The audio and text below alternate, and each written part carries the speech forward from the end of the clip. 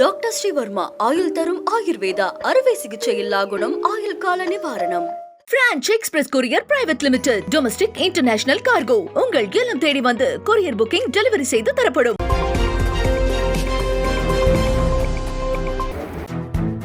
கச்சத்தீவு மீட்க மத்திய அரசை வலியுறுத்தி முதலமைச்சர் மு.க.ஸ்டாலின் சட்டப்பேரவையில் கொண்டு வந்த தனி தீர்மானம் ஒருமனதாக நிறைவேற்றப்பட்டது.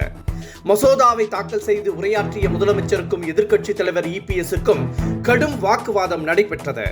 வாஜ்பாய் அரசாங்கத்தில் அங்கம் வகித்த போது கச்சத்தீவை மீட்க ஏன் அழுத்தம் கொடுக்கவில்லை என இபிஎஸ் கேள்வி எழுப்பினார்.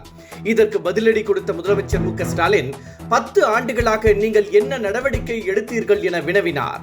அண்மையில் கூட டெல்லி சென்றிருந்த போது கச்சத்தீவு குறித்து வலியுறுத்தினீர்களா எனவும் முதலமைச்சர் மு.க.ஸ்டாலின் காட்டமாக கேள்வி எழுப்பினார்.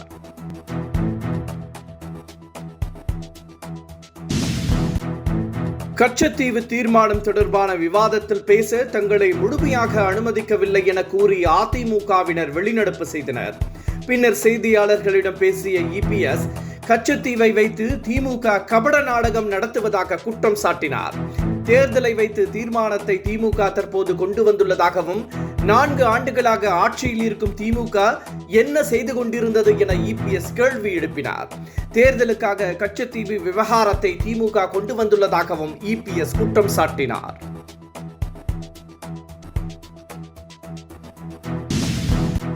தமிழக பாஜகவின் புதிய தலைவராக தனது சமூகத்தைச் சேர்ந்தவரும் தீவிர ஆதரவாளருமான கருப்பு முருகானந்தத்தின் பெயரை அண்ணாமலை பரிந்துரை செய்துள்ளதாக புதிய தகவல் வெளியாகியுள்ளது. தமிழக பாஜகவின் புதிய தலைவர் வரும் 9ஆம் தேதி அறிவிக்கப்பட உள்ளதாக தகவல் வெளியாகியுள்ளது. நயினார் நாகேந்திரன், வானதி ஸ்ரீனிவாசன் ஆகியோர் களத்தில் உள்ளனர். இந்த நிலையில் தனது தீவிர ஆதரவாளரும் தனது சமூகத்தைச் சேர்ந்தவருமான கருப்பு முருகானந்தத்தின் பெயரை அண்ணாமலை பரிந்துரை செய்துள்ளதாக தகவல் வெளியாகியுள்ளது.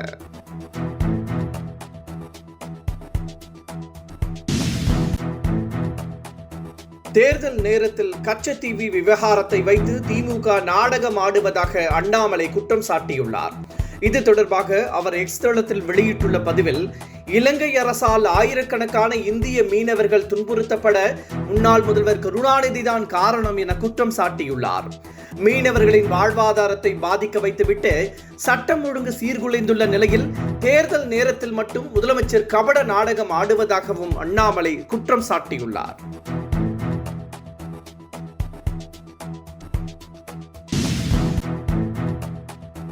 எதிர்க்கட்சிகளின் கடும் எதிர்ப்பையும் மீறி வக்ஃப் வாரிய சட்ட திருத்த மசோதாவை நாடாளுமன்றத்தில் மத்திய அரசு இன்று தாக்கல் செய்தது. இதற்கு எதிர்ப்பு தெரிவித்து திமுக உறுப்பினர் ராசா உள்ளிட்டோர் முழக்கமிட்டனர். இதன் காரணமாக மத்திய அமைச்சர் கிரண் ரிஜிஜு தனது பேச்சை தொடர முடியாமல் போனது. சபாநாயகர் அமைதிப்படுத்தியும் எதிர்க்கட்சியினர் தொடர்ந்து முழக்கமிட்டனர்.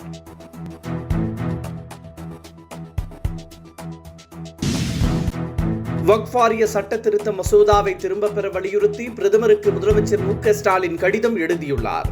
வக்ஃப் வாரிய சட்ட திருத்த மசோதாவை மத்திய அரசு இன்று நாடாளுமன்றத்தில் தாக்கல் செய்தது. இதற்கு எதிர்க்கட்சிகள் கடும் எதிர்ப்பு தெரிவித்து வரும் நிலையில் இந்திய அரசியல் அமைப்பு சட்டம் ஒவ்வொரு குடிமகனுக்கும் அவரவர் மதங்களை பின்பற்றும் உரிமைகளை வழங்குவதாக முதலமைச்சர் பிரதமருக்கு எழுதிய கடிதத்தில் குறிப்பிட்டுள்ளார். மேலும் கடந்த 1995ஆம் ஆண்டு வகுப்புவாத சட்டத்தில் திருத்தம் செய்யும் முடிவை மத்திய அரசு திரும்பப் பெற வேண்டும் என்றும் அவர் வலியுறுத்தியுள்ளார்.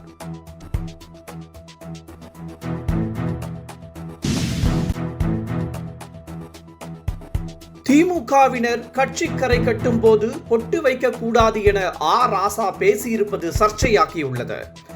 ராசாவின் பேச்சுக்கு கண்டனம் தெரிவித்துள்ள பாஜக மூத்த தலைவர் ராஜா, திமுக இந்து விரோத நச்சுப்பாம்பு என சாடியுள்ளார்.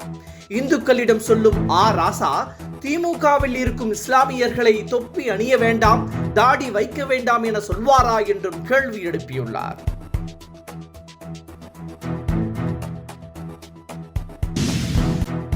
அரசியல் உலகில் விஜய் நேற்று முளைத்த காளான் என திமுக அமைப்பு செயலாளர் RS பாரதி கடுமையாக விமர்சனம் செய்துள்ளார். கட்சி தொடங்கி 17 மாதங்கள் கூட ஆகவில்லை என்றும், ஆனால் திமுகவை சீண்டி பார்க்கிறார்கள் என்றும் திமுகவின் RS பாரதி குற்றம் சாட்டியுள்ளார். திமுகவின் தொண்டன் தூங்கினால் கும்பகர்ணன் என்றும், எழுந்தால் இந்திரஜித் என்றும் RS பாரதி தெரிவித்துள்ளார்.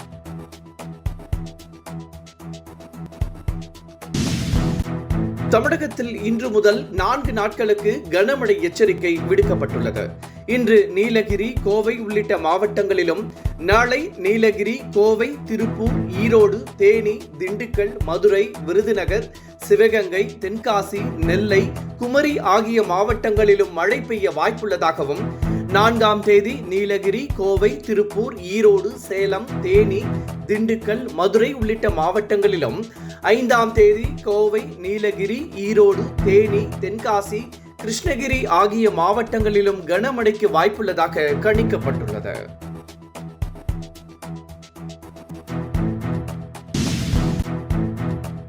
அதிமுக பாஜக கூட்டணி அமைத்து திமுகவை வீழ்த்த வேண்டும் என சென்னை முன்னாள் மேயர் சைதை துரைசாமி அறிக்கை வெளியிட்டுள்ளார். மேலும் பல தோழமை கட்சிகளை இணைத்துக் கொண்டு வலுவான கூட்டணியை அமைக்க வேண்டும் என்றும் அதிமுக ஒன்றுபட வேண்டும் என்றும் அவர் குறிப்பிட்டுள்ளார். அரசியலில் இருந்து ஒதுங்கி இருந்த அவர் தற்போது திடீரென அறிக்கை விட்டிருப்பது பேசுபொருளாகியுள்ளது.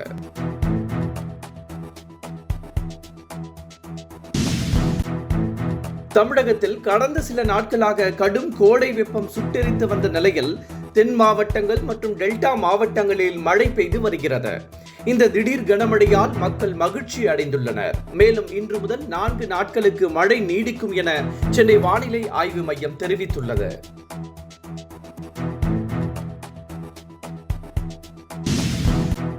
கச்சத்தீவை விட்டுக் கொடுத்ததில் தவறில்லை என செல்வ பெருந்தகை தெரிவித்துள்ளார். 272 ஏக்கர் வானம் பார்த்த பூமியை கொடுத்துவிட்டு பல லட்சம் ஏக்கர் நிலத்தை இந்தியாவிற்கு பெற்றுக் கொடுத்தவர் இந்திரா காந்தி என்றும் அவர் குறிப்பிட்டுள்ளார். தற்போது மீனவர்கள் தங்களுக்கு உரிமை வேண்டும் என சொல்வதால் கச்சத்தீவை திரும்ப பெற வேண்டும் என்பதை காங்கிரஸ் ஆதரிப்பதாகவும் செல்வ பெருந்தகை தெரிவித்துள்ளார்.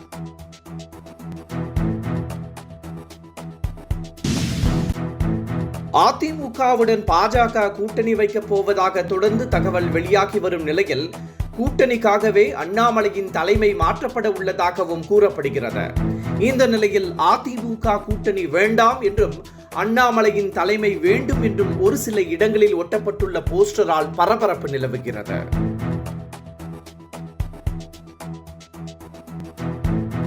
டாக்டர் ஸ்ரீவர்மா ஆயுள் தரும் ஆயுர்வேதா அறுவை சிகிச்சை இல்லா குணம் ஆயுள் கால நிவாரணம். Branch express courier private limited domestic international cargo உங்கள் இல்லம் தேடி வந்து கொரியர் புக்கிங் டெலிவரி செய்து தரப்படும். என்றும் உங்களுடன் மை இந்தியா. முக்கிய செய்திகளை உடனுக்குடன் தெரிந்து கொள்ள சப்ஸ்கிரைப் பண்ணுங்க, பெல் பட்டனை பிரஸ் பண்ணுங்க. என்றும் உங்களுடன் மை இந்தியா.